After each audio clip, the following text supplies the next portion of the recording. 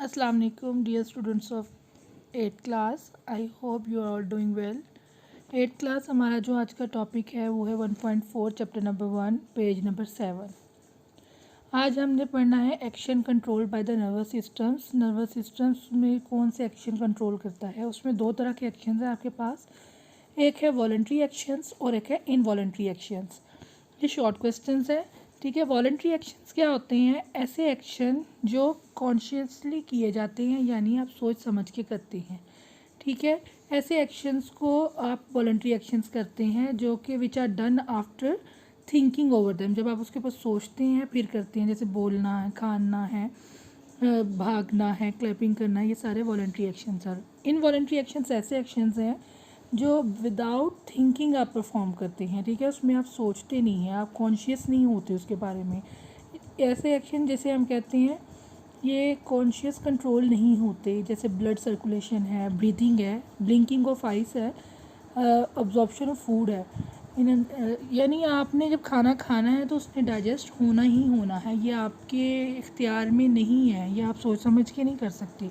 सांस लेने का अमल और आँखों का बार बार झपकना, ये सारे जो प्रोसेस हैं ये आपके इख्तियार में नहीं है, ठीक है। ये ऑटोमेटिकली आपके जिस्म में हो रहे हैं। तो ये कौन से हैं? Involuntary actions. नेक्स्ट हमारे पास जो शॉर्ट क्वेश्चन है वो है रिफ्लेक्स एक्शन। रिफ्लेक्स एक्शन को समझते हैं कि क्या है। Define reflex action. An immediate and involuntary response to a stimulus is called reflex action. यानी जो आप फ़ौरन से पहले इनवॉलंटरी एक्शंस होते हैं, सोचे बिना जो आप एक्शन परफॉर्म करते हैं उसको हम कहते हैं रिफ्लेक्स एक्शन। मतलब ये है कि अगर आपका हाथ को कोई गर्म चीज़ लग जाती है, किसी ऑब्जेक्ट कोई ऐसा है जो गर्म है और आपका हैंड उस पर लग जाता है, तो आप इमिजिएटली उसको पीछे हटा लेते हैं। तो जो फटाफट से जो आप रिस्पॉन्स करते हैं ना, वो रिफ्लेक्स एक्शन कहलाता है। और हम एक एग्जांपल देखते हैं, यानी ये कैंडल है, उसके वो हॉट ऑब्जेक्ट के तौर पर लिए हमने। उसके आप फिंगर रखते हैं, आपकी स्किन के अंदर जो सेल्स हैं वो पेन फील करते हैं, यानी उन्होंने वो जो इम्पल्स है, इंफॉर्मेशन है, यानी आपको पेन हो रही है, वो रिसेप्टर्स है, उन्होंने रिसीव कर ली तो वो रिसेप्टर्स हैं। अब वो जो मैसेज है नर्व इम्पल्स की सूरत में सेंसरी न्यूरॉन को देंगे, ठीक है। सेंसरी न्यूरॉन आगे किसके पास जाएगा? आपके सेंट्रल नर्वस सिस्टम्स के पास। सेंट्रल नर्वस सिस्टम में ब्रेन और स्पाइनल कोड दोनों आते हैं। अब सेंट्रल नर्वस सिस्टम के पास जाएगा, उसके अंदर क्या है, वो किस चीज़ से बना हुआ है? इंटर न्यूरॉन से। अब वो इंटर न्यूरॉन को मैसेज दे देगा।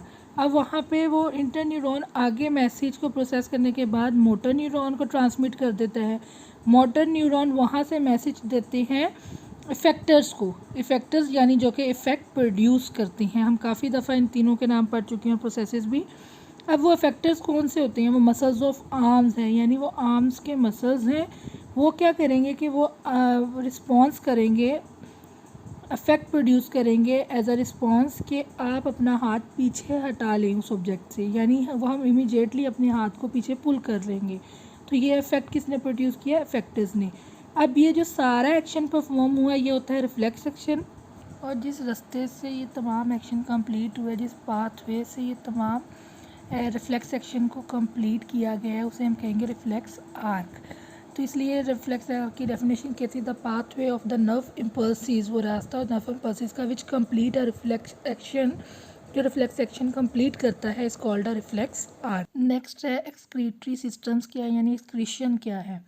The removal of waste material from the body is called excretion, यानी आपकी बॉडी से जो वेस्ट मटेरियल होती हैं उनको रिमूव करना एक्सक्रीशन का प्रोसेस होता है। इसमें क्या होता है कि जैसे आपने देखा होगा कि रेस्पिरेशन का जब प्रोसेस होता है तो उसमें ऑक्सीजन और जो ग्लूकोज है वो मिलकर आपके पास क्या देते हैं? एनर्जी देते हैं, कार्बन डाइऑक्साइड देते हैं और वाटर देते हैं। और जो कि कार्बन डाइऑक्साइड है वो हमारी बॉडी के लिए हार्मफुल है, हमें वो नहीं चाहिए। तो उसको रिमूव करना हमारी बॉडी के लिए बहुत ज़रूरी होता है। और कुछ और मज़ीद एक्शन जब केमिकल रिएक्शंस होते हैं तो उसके दौरान जो नाइट्रोजनियस मटेरियल्स होते हैं, जिनके अंदर नाइट्रोजन के कंपाउंड होते हैं, जैसे यूरिया, यूरिक एसिड, इनका भी जिस्म के अंदर रहना हार्मफुल साबित हो सकता है। इसलिए जो इस तरह के जो मटेरियल्स हैं उनका बॉडी से रिमूव हो जाना एक्सक्रीशन का प्रोसेस है। कार्बन डाइऑक्साइड लंग्स के थ्रू आपके जिस्म से बाहर रिमूव हो जाता है। उसके अलावा जो यूरिक एसिड है, यूरिया है, ये यूरिन के ज़रिए आपकी बॉडी से एक्सक्रीट कर जाता है, और जो सॉल्ट्स हैं वो आपके पसीने के ज़रिए आपकी बॉडी से जो नमकियात हैं वो बाहर चले जाते हैं। नेक्स्ट क्वेश्चन है, right the names of parts of excretory systems. जो ह्यूमन्स एक्सक्रेटरी सिस्टम्स हैं उसमें 1 पेयर ऑफ किडनी होते हैं, 2 यूरेटर्स होते हैं, यूरेनरी ब्लडर्स होते हैं और यूरेथ्रा होता है।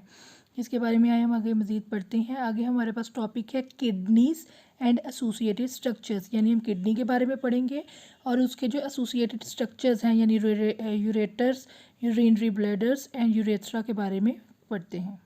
ह्यूमन बॉडी में 2 किडनीज होती हैं। इनका जो कलर होता है डार्क ब्राउन कलर होता है, बीन लाइक स्ट्रक्चर होता है, इनका शेप होती है। इनकी जो सरफेस की बात की जाए तो इनकी आउटर सरफेस कन्वेक्स होती है और इनर सरफेस जो है वो कनकेव होती है। अब लोकेशन की बात की जाए कि ये कहाँ लोकेट होते हैं, तो इनके एब्डोमिनल पार्ट में एक वर्टिबल कॉलम होता है। वर्टिबल कॉलम्स की लेफ़्ट साइड पर एक किडनी होती है और एक राइट साइड पर किडनी होती है। You can see in the diagram, आपको डायग्राम में नज़र आ रहा होगा। ये दरमियान में वर्टिबल कॉलम है और एक साइड पर लेफ़्ट किडनी, एक साइड पर राइट किडनी है। नेक्स्ट एसोसिएटेड स्ट्रक्चर देखें इनका, यूरेटर। अब एक ये ट्यूब्स होती हैं जो कि दोनों किडनी से आती हैं। अब एक किडनी से एक ट्यूब आ रही है, दूसरी किडनी से ट्यूब आ रही है। ये क्या काम करती हैं, किडनी के अंदर जो नेफ्रॉन्स होते हैं वो यूरिन बनाते हैं। वो यूरिन जो ट्यूब्स किडनी से यूरिनरी ब्लडर्स में लेकर आती हैं उसे हम यूरेटर्स कहते हैं।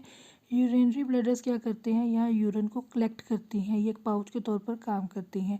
अब एक और ट्यूब के ज़रिए ये जो यूरिन होता है जब हमारी बॉडी से रिमूव हो जाता है, बाहर निकल जाता है, एक्सक्रीट कर जाता है, वो ट्यूब का नाम क्या है, यूरेथ्रा। ये यूरेथ्रा के ज़रिए हमारी बॉडी से एक्सक्रीट कर जाता है। ये था आउटर स्ट्रक्चर्स ऑफ किडनी। अब हम किडनी के इंटरनल स्ट्रक्चर पढ़ेंगे जहाँ पर बहुत ज़्यादा नेफ्रॉन्स होते हैं और भी डिफरेंट पार्ट्स होते हैं। हर किडनी के 3 पार्ट्स होते हैं, renal cortex, renal medulla, renal pelvis. Renal जो है साइंटिफिक नेम है किडनी का, ठीक है। रेनल का मतलब किडनी ही होता है। जो आउटर जो कोर होती है वो किडनी की, उसको हम कहते हैं रेनल कॉर्टेक्स। उसके बाद आते हैं नेफ्रॉन्स जहाँ पर मौजूद होते हैं जो कि यूरिन को फॉर्म करते हैं, वो रेनल मेडुला कहलाते हैं। यहाँ से थर्ड पार्ट जो है वो होता है रेनल पेल्विस। यहाँ पर क्या होता है, जो आप मिड में नज़र आ रहा है आपको, यहाँ पे सारा यूरिन ड्रेन्ड होता है। इसके बाद एक ट्यूब के ज़रिए ये यूरिनरी ब्लडर्स में चले जाते हैं। उस ट्यूब को हम कहते हैं जिसके ज़रिए ये जाते हैं यूरेटर्स, ठीक है। आपने यहाँ पर किडनी के इंटरनल स्ट्रक्चर में 3 पार्ट्स पढ़े हैं जो है रेनल कॉर्टेक्स, रेनल मेडुला और रेनल पेल्विस। अब हम नेक्स्ट जो टॉपिक पढ़ेंगे वो होगा नेफ्रॉन्स। ये किडनी का बहुत इंपॉर्टेंट फंक्शनल यूनिट है, ठीक है। ये क्या करता है, ये यूरिन को फॉर्म्ड करता है। हमारा आज का टॉपिक यहीं तक था, मज़ीद हम आगे डिस्कस करेंगे अपने नेक्स्ट लेक्चर में। अपना बहुत सा ख्याल रखिएगा। अल्लाह हाफिज़।